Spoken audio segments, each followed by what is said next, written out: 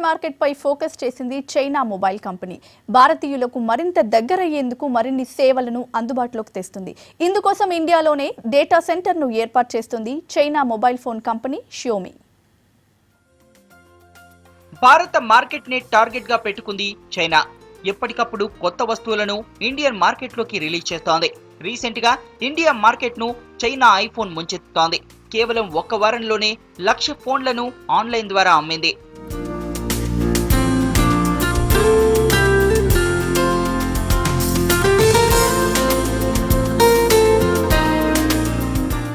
ఇండియాలో China phones కు మంచి రెస్పాన్స్ ఉండడంతో భారతీయ కస్టమర్లకు మెరుగైన సేవలు అందించేందుకు రెడీ అయింది China mobile phone company Xiaomi. సమాచారానికి భద్రత కల్పించేందుకు వచ్చే ఏడాది భారత్ లోనే డేటా సెంటర్ ను ఏర్పాటు చేయనుంది. అమెజాన్ వెబ్ సర్వీసెస్ తో కలిసి ఏర్పాటు చేసే డేటా సెంటర్ కు యాపిల్ ఆఫ్ చైనా పేరు పెట్టనున్నట్టు తెలిపింది.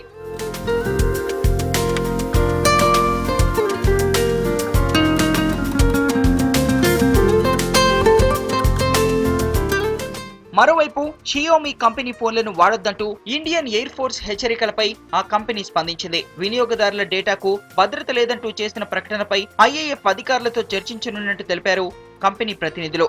తమకు మీడియా ద్వారా ఐఏఎఫ్ హెచ్చరికలు అందాయన్నారు.